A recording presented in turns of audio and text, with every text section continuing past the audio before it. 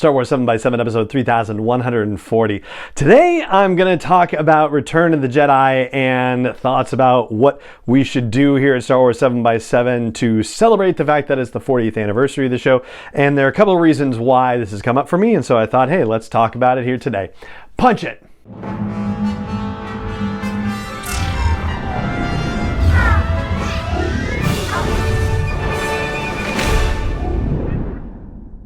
Hey Rebel Rouser, I'm Alan Voivod and this is Star Wars 7x7, your daily dose of Star Wars joy.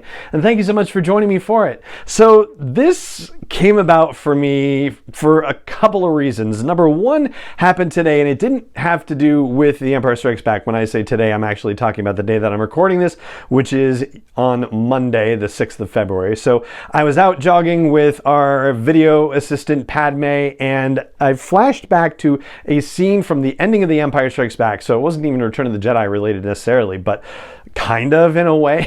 It had to do with Lando talking to Luke and Leia about him, going off to find Han Solo and whatnot, and how Lando was wearing Han Solo's clothes, and how there's been jokes made over the years about, wow, it didn't take him long to just, use Han's wardrobe. But it occurred to me as I was jogging today that he had no choice because he left Cloud City without his wardrobe. I'm sure he had a fantastic wardrobe on Cloud City, but he had to be feet out of there with none of that. So of course he was wearing Han Solo's clothes. Like, that's what had to happen. And so it occurred to me to think, well, what happened next? Like, was he wearing Han's clothes for 6 months until he got into Jabba's palace? Or what did he do? Of all things, what happened to his wardrobe? And so that got me on the path of wondering about Star Wars storytelling now as opposed to what we knew prior to the reboot of the canon in 2014.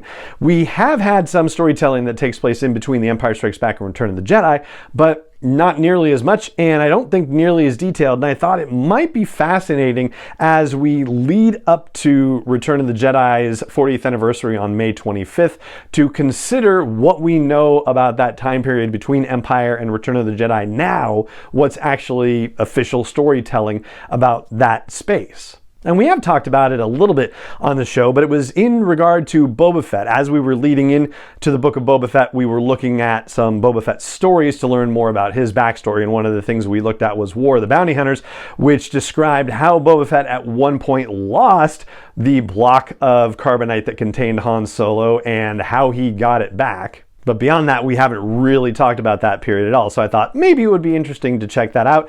And I thought I would put that out to you. I would love to hear what you think about that, if you think that would be something interesting and worth talking about as we get closer to the anniversary of Return of the Jedi. So if you are catching this on YouTube, comment section right there. I'd love to hear what you think.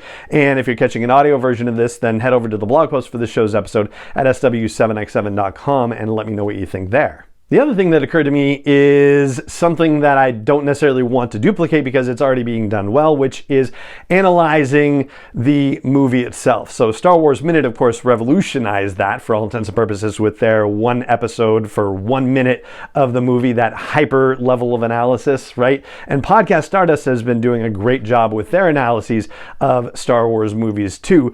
But, we never did anything like that here on the show. And I thought, well, might be cool to do something like that, but maybe there'd be a way to do it differently. And so I thought about the possibility of going behind the scenes and looking at the production of Return of the Jedi. And one of the things that we do on our monthly episodes, we've been looking at movie production and trying to, get a gauge for whatever movie comes out in 2025, for example, look at the production of The Force Awakens and see where they were in the process and kind of equate that to where they might be with either Lindelof or Taika Waititi or Patty Jenkins, right?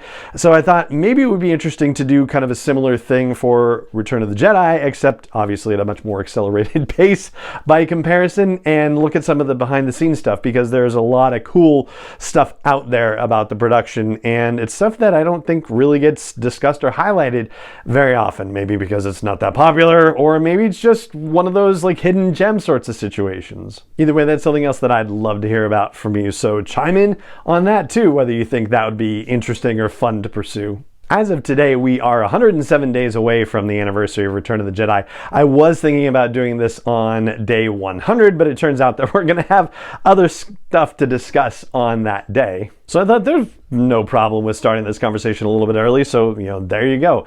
And there's one more ask I have of you, which is I would love to hear your recollections of seeing Return of the Jedi for the first time, whether it was in theaters, on home video, on streaming, however it was that you first saw it, and with the hopes that I can share some fun ones here on the podcast.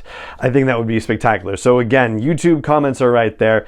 For audio listeners, please head over to sw7x7.com and drop a comment in the blog post for this show's episode. I'd love to hear your stories and be able to share them here on the show. And so that's what I've got for you for today's episode of the podcast. And it just remains for me to say thank you so much for joining me for it as always. And may the Force be with you wherever in the world you may be. 7x7 is not endorsed or sponsored yet by Lucasfilm Limited, Disney, or 20th Century Fox, and is intended for entertainment and information purposes only. Star Wars, the Star Wars logo, all names and pictures of Star Wars characters, vehicles, and any other Star Wars related items are registered trademarks and/or copyrights of Lucasfilm Limited, or their respective trademark and copyright holders. May the Force be with them. All original content is copyright 2021 by Star Wars 7x7. We hope you love it.